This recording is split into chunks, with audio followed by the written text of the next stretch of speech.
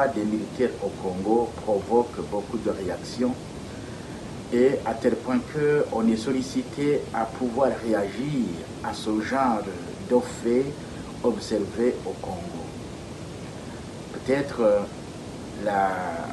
avant de répondre à vos questions, l'on devrait peut-être réagir à ce que nous avons comme information. Nous avons appris qu'il y a eu une convention de collaboration sur le terrain de guerre entre le président burundais et le président du Congo. Quel est le contenu de cette convention? Est-ce que cette convention concerne les deux présidents ou ça concerne leur pays? Lorsque un président s'engage ou engage son armée, le peuple doit être informé via ses représentants, via le bureau de l'Assemblée nationale et le bureau du Sénat. Qu'il y ait information, c'est bon. Maintenant, cela ne suffit pas. L'on devrait maintenant se poser la question, qui envoie ces militaires pour matérialiser la convention? C'est bel et bien le président de la République. Mais le président de la République, comme commandant suprême, il doit absolument recourir au chef d'état-major général de l'armée qui gère les armées sur le terrain. Et la question qui suit, c'est de savoir comment la guerre se gère sur le terrain. Qu'est-ce qui s'y passe? Les informations qui nous parviennent disent que voilà, les militaires burundais utilisent les armes congolaises. Les militaires burundais s'habillent en congolais. Et que sur le terrain, ils sont pris pour des Congolais. Ils sont tués pour des Congolais. C'est à peine qu'on puisse savoir si des Burundais sont là. C'est à partir des otages que nous avons appris qu'il y a des militaires burundais dans les rangs des militaires congolais. Et c'est grave, parce que nos militaires, justement, ont été utilisés comme des mercenaires. Ça devient autre chose.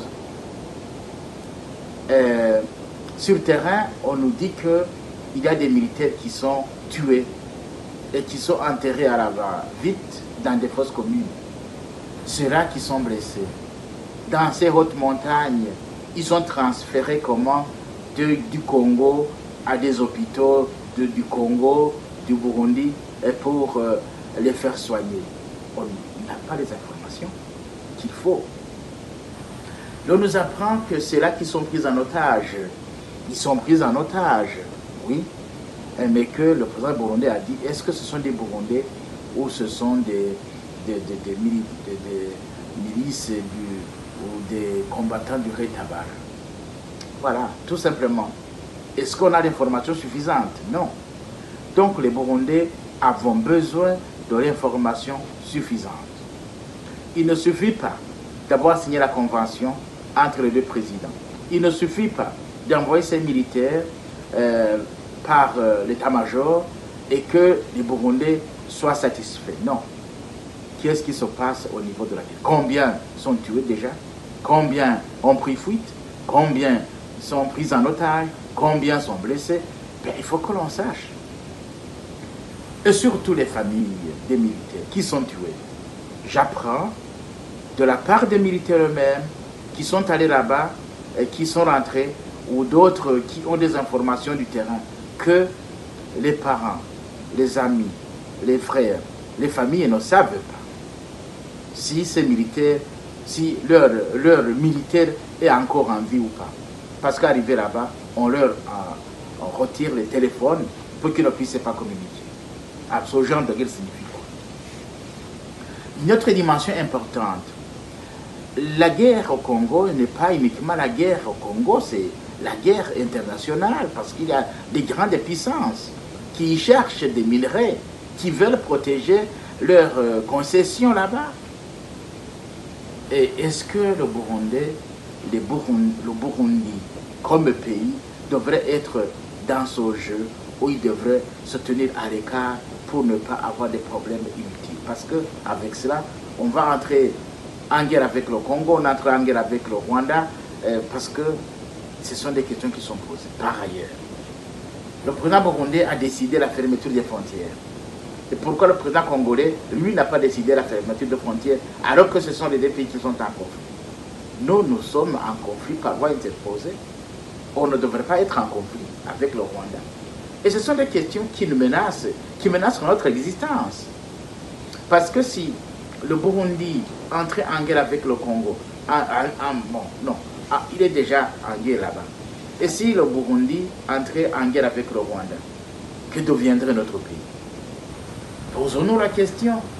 Il ne suffit pas de protéger les intérêts d'un président ou d'un groupe restreint et croire que ce sont tous les Burundais qui sont protégés, qui sont en train de bénéficier des intérêts sur le terrain congolais. Non. On doit avoir l'information suffisante pour que justement cette guerre puisse avoir une signification pour le Burundi.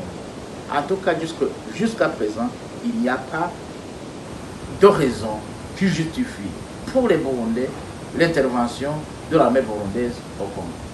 Ça, c'est la vie de la Sephora Koucha. Franchement, on ne comprend pas. On n'est pas d'accord avec ça. Alors, la question qui suit, des militaires eux-mêmes qui sont envoyés là-bas, est-ce qu'ils ont eu l'occasion de discuter avec l'état-major à travers des causeries morales pour qu'ils sachent pourquoi ils se rendent là-bas et que devrait être leur comportement?